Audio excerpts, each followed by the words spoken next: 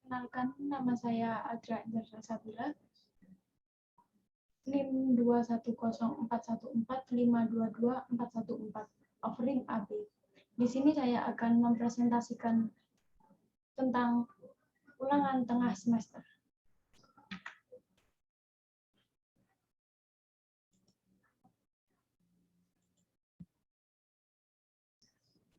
Di sini soal nomor 1 ialah bagaimana Anda akan menggunakan dan mengembangkan keterampilan manajerial Anda sehingga Anda berhasil mengelola tim yang beraneka ragam tersebut.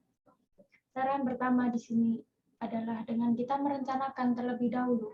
Kita akan mencari orang yang cocok di bidang ini, kita mengetes apakah orang ini cocok untuk pekerjaan dalam tim ini, dan juga kita tidak harus mencari orang yang mempunyai keterampilan sama, tetapi harus yang berbeda-beda antara satu dengan yang lainnya. Peran manajer harus bisa mengatur bawahannya, mengawasi kinerja bawahannya, mengevaluasi hasil kerja dari bawahannya. Maka di sini keterampilan manajerial kita ialah mengkoordinasi tim tadi yang berisi orang-orang yang beraneka ragam. Kita harus mampu mengkoordinasi bersama. Dan manajer juga harus menggerakkan bawahannya agar tujuan perusahaan ini bisa tercapai. Manajer ini juga harus menjalankan komunikasi yang baik dengan bawahannya. Manajer juga harus mampu menempatkan diri.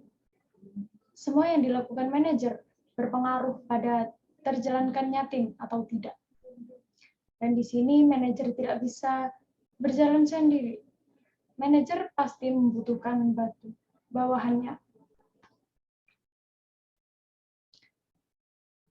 Soal yang kedua ialah rumuskanlah lingkungan sebuah organisasi, minimal organisasi di mana Anda berada, dan jelaskan mana yang tergolong lingkungan eksternal, lingkungan internal, dan lingkungan umum. Jawaban nomor 2 saya yaitu lingkungan organisasi. Saya mengambil contoh amalan atau pramuka. Lingkungan internal ada kecakapan dari anggota, misalnya dari si GIATOP, yaitu giat operasional, LITEF, literasi evaluasi, si tekspram, si kerohanian, si kewirausahaan. Kinerja dari si ini berpengaruh pada organisasi dan berpengaruh pada berkembangnya organisasi tersebut. Atasan juga berkoordinasi pada ketua si tersebut. Yang selanjutnya yaitu lingkungan eksternal. Lingkungan eksternal ini berpengaruh pada organisasi. Misalnya ialah organisasi lain yang didukung pihak sekolah. Hal ini berpengaruh jika ada kegiatan, kita akan dibandingkan dengan kegiatan organisasi tadi. Dan jika organisasi lain mengadakan kegiatan, akan sangat didukung. Lingkungan eksternal ini juga berpengaruh langsung terhadap organisasi.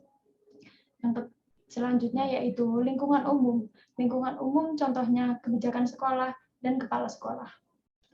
Hal ini sangat berpengaruh pada berjalannya organisasi ini. Misalnya pada saat Ambalan mempunyai kegiatan, pasti kita meminta dana pada sekolah. Sebelum itu kita mengajukan proposal. Kadang-kala juga proposal tersebut harus direvisi karena keinginan dari kepala sekolah. Secara tidak langsung, kebijakan sekolah mengubah apa yang sudah direncanakan sebelumnya. Yang selanjutnya yaitu apa itu ketidakpastian lingkungan dan bagaimana Anda dapat meminimalkan ketidakpastian tersebut. Ketidakpastian lingkungan yaitu merupakan situasi di mana terdapat lebih dari satu hasil yang mungkin dari suatu keputusan tidak diketahui, serta di mana pimpinan perusahaan tidak mempunyai informasi yang cukup mengenai kondisi lingkungannya.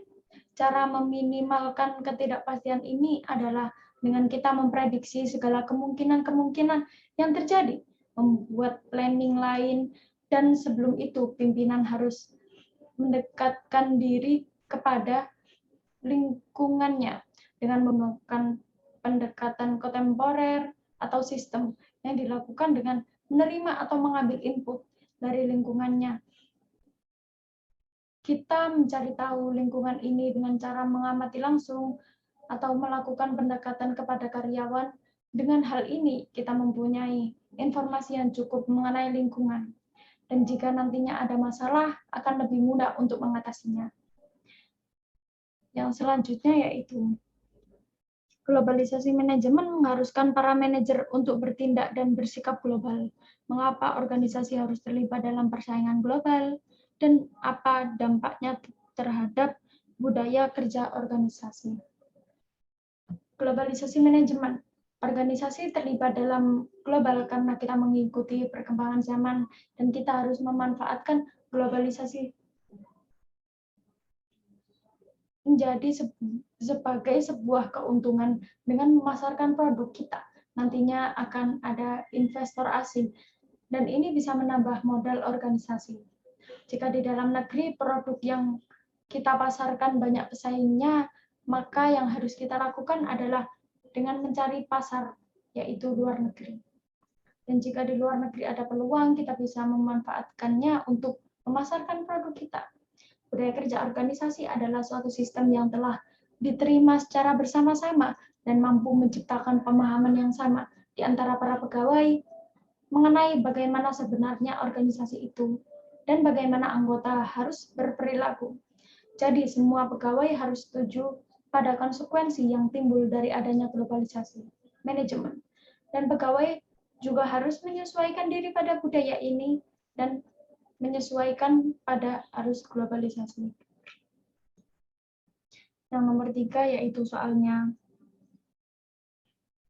jika sumber daya manusia merupakan masalah penting dan harus dikelola dengan efektif, bagaimana Anda dapat menerapkan proses perencanaan sumber daya manusia untuk sebuah lembaga pendidikan? Yang perlu diingat, organisasi tersebut ingin meminimalkan kondisi ketidakpastian. Tentunya Anda dapat membuat proyeksi tentang upaya-upaya untuk meminimalkannya.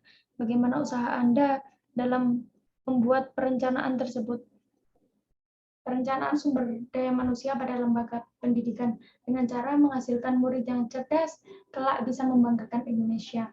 Cara yang dilakukan untuk menciptakan murid yang hebat ialah sosok guru atau tenaga pendidik. Guru atau tenaga pendidik ini juga harus yang cakap.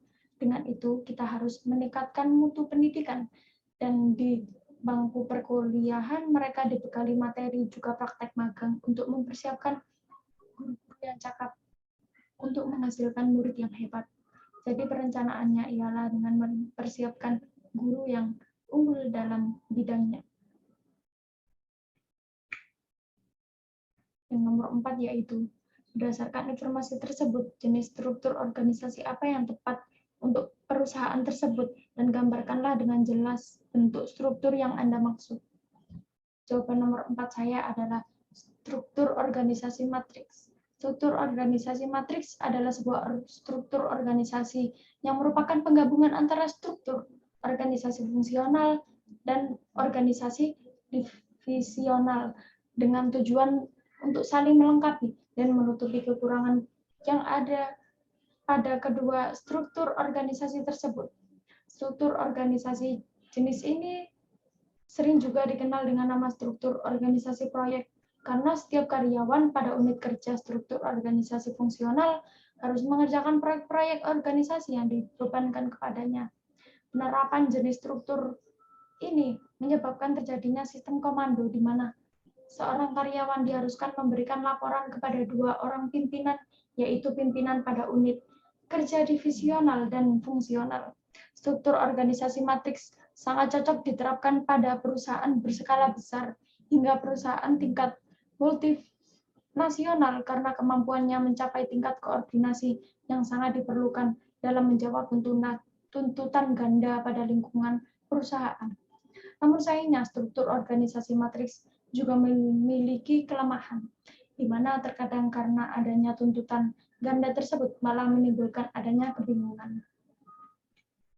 Bentuk struktur ini ialah gabungan dari fungsional dan divisional, dikarenakan masih tahap pembangunan di 2 daerah dan pasti ada pembebanan yang diberikan mungkin kepada manajer yang mengatur pada daerah-daerah baru yang akan dibangun, dan manajer ini juga bertugas melakukan laporan kepada 2 pimpinan, yaitu kepada pimpinan fungsional dan divisional.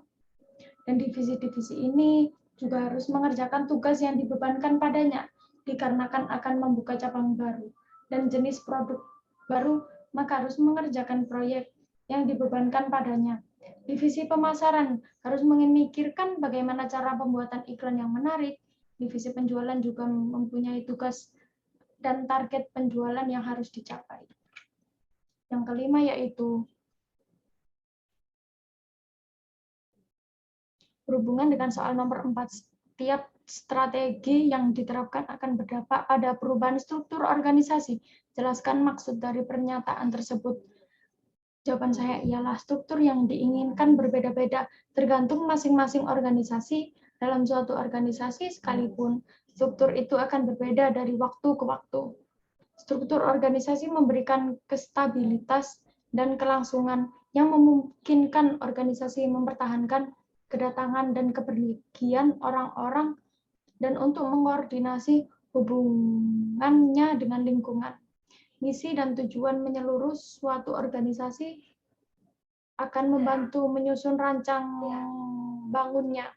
Struktur mengikuti strategi. Strategi akan menentukan bagaimana jalur wewenang dan saluran komunikasi diatur antara para manajer dan bawahannya.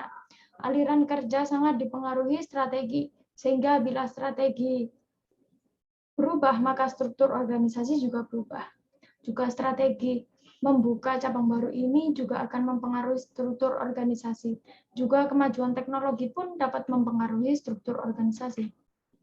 Sekian presentasi dari saya. Mohon maaf ada salah kata atau pengucapan. Saya ucapkan terima kasih.